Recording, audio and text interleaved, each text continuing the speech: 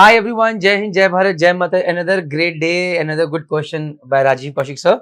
तो sir question है आप ही के राजीव holisticrajiv.blogspot.com पे and the question is, hello sir, I am sailing a second officer. I am reluctant to ask this question on group as a topic regarding channel to invest in SIP are discussed very frequently and I am not able to understand some of the basic aspects. So this guy is new, he is not being able to understand the basic aspects. So my question starts here. Sir, I have been investing in SIP through my Kotak Bank app from my NRA account and I'm looking forward to increase the amount gradually. I have downloaded my CAMS app and it shows all my mutual fund SIP in that app and all other options for investment. Now my questions are as follows. So all those people who want to invest, understand this question very well. What needs to be done with SIP which are being managed through my Kotak Bank app? So sir, second is my CAMS is same platform as CAMS online which you suggest for investment? Your advice will be really helpful for me to understand the very basic of investment. And we are here for you. Ji sir. Okay, we have understood this largely. Mutual funds, there are companies which are called AMC, asset management companies. They are 47, 48 right now. These four companies, they do not do the paperwork. The daily transaction of buying, selling, so much coming, so much going, all the paperwork and transferring the units in your name and all these, they are done by something called RTA, Registrar and Transfer Agent. It is not the name of Salzar RTA. It is Registrar and Transfer Agents. There are two of them. One is CAMS.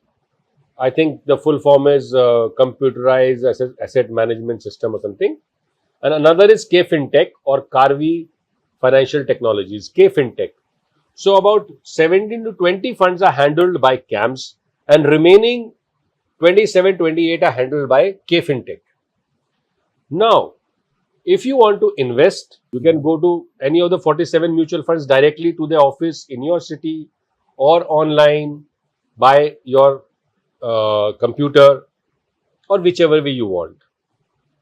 Or you can go to any of these two, CAMS and Karvi, and go to the office and say, out of your 20 mutual funds, I want to invest in this fund, in this AMC, in this fund, this scheme.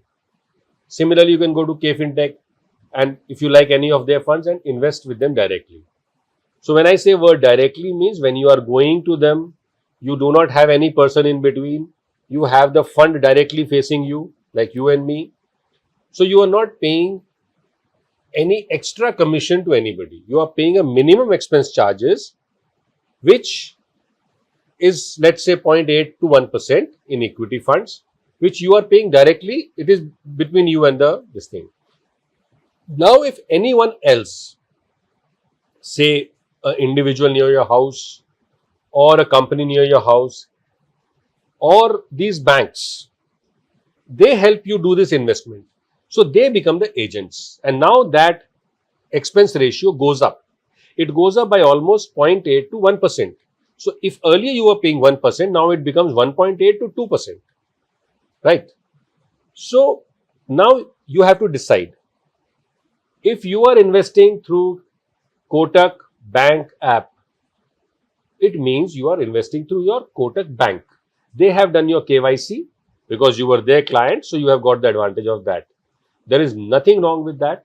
I, in fact, recommend that you should go through a distributor even if you have to pay that 1% extra. At least in the beginning. Beginning means till you collect about some 40-50 lakhs, till that time you can do. You can tell them when to stop your SIP. You can tell them to increase your SIP. At least there's somebody whom you can inform by email and he does it for you. There is nothing wrong with that. Even for that 1% extra. Chalta hai. You have taken a service and you're paying for it. No problem. Because when I have seen that today this word direct investing with the fund is actually causing a lot of damage to the mariners. Especially mariners. Why? Because these people, they keep running from pillar to post, getting the KYC done. And some KYC is acceptable by one AMC, some is acceptable by another one. And sometimes they want an in-person verification. It's a hodgepodge. So either you, if you want to do it yourself, or a DIY system, which is called, which you want to say, like I want to invest in so and so company, HDFC, Flexi Cap, Growth, direct. If you want to do direct, you go to CAM's site, CAM's office, and do your KYC and start investing from there. Or you go to HDFC office and you start investing through them.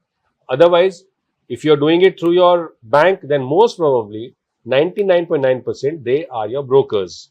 So they will not sell you the direct option. They will sell you the regular growth option, not direct growth option. There's a difference, and the difference will be that 1%. So if you are doing through that, there is no harm, absolutely no harm. Continue for some more time. When you start understanding the everything, you can expand your number of funds also. So all the KYC will also be done. After that, you create a user login ID either on the RTA websites or on the fund AMC website. So because you will put your PAN, email address and folio number, your entire thing will be mapped. You will be able to see all your holdings like this gentleman has been seeing. Now, if you like, you can stop that SIP, right?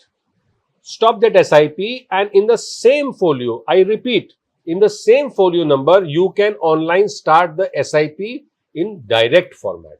Same fund, same folio, but growth direct.